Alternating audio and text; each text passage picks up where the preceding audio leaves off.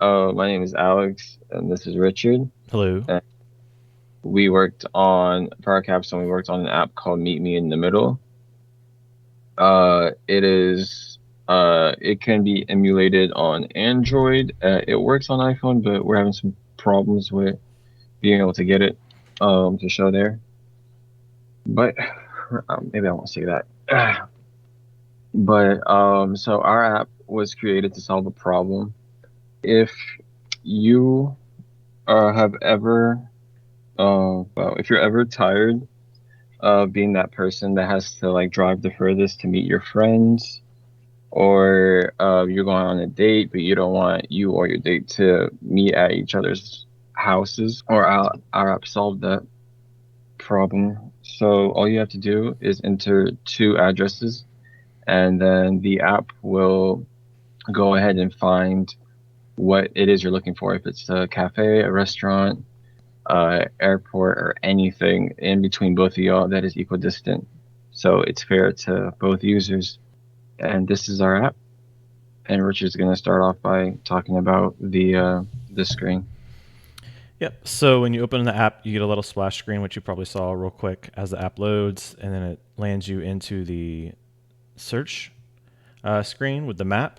So you see here, the first thing you can enter in is the addresses, first address, second address, just because you might want to search for when you're going to go somewhere later, so it's not your current address. So I'm just going to put in some examples. I'm going to make it kind of really easy, but Duluth. But you can see when you type, it'll start auto completing some possible choices. So if I wanted to type something actually like maybe like a real address, I don't know if this is real, but it starts coming back with certain, you know, options that you can choose. So this is talking to Google to get possible addresses.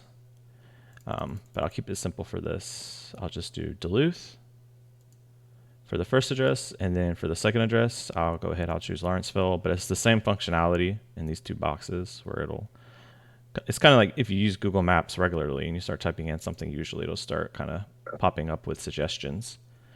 So you would put in your first two, or the first, you put in the two addresses, and then it'll populate the markers on the map. And so if I change this address from Lawrenceville and I changed it to Swanee, SW, right? it'll change the markers on the map and auto move the zoom of the map so that it'll show both of them. And then you can choose down here the place of interest. So this is like what Alex was talking about. Like these are all the choices that Google Maps will search for. And rather than having to type it out like you usually have to do on Google Maps, we just wanted to make it a little easier so people can just scroll through and choose. So say you wanted to meet somebody at a restaurant,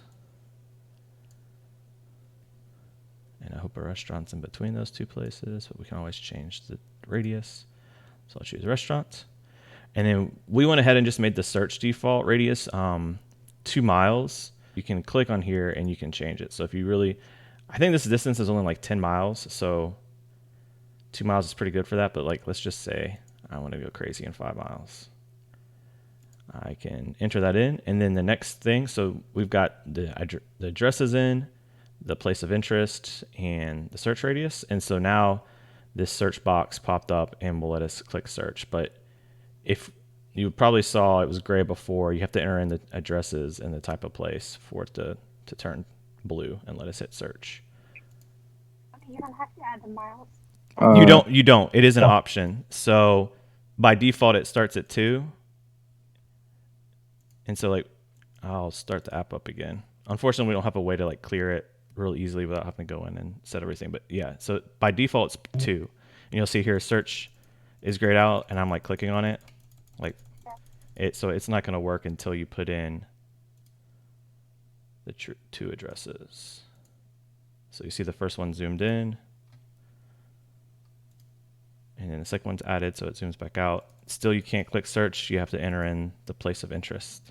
I'll click restaurant, and now it turned to blue. And so now I can click on it. And I didn't have to change the radius. The search radius is just defaulted to 2. So right now you see all the restaurants and everything that is in between you and the second user. There's the name, the address, and their rating. Um, it's a pretty long list. Let's say you are the other person that's kind of picky on where you want to eat, but you guys, we have a roulette mode. So let's say you think Chick-fil-A, Hong Kong, and Arby's are like the three you're okay with. We don't know which one you want. You could press roulette roll, and it would randomly generate an item, which is Arby's, and you could return. And you see there's three items right now. You can return, and now it's 0. You can't press roulette roll unless you have at least one thing. And you could use Zaxby's, Chipotle, and Chick-fil-A. Zaxby's is the winner. That's what I would have picked, to be honest. Basically helping people who are a little indecisive about where they want to go get a choice by a computer.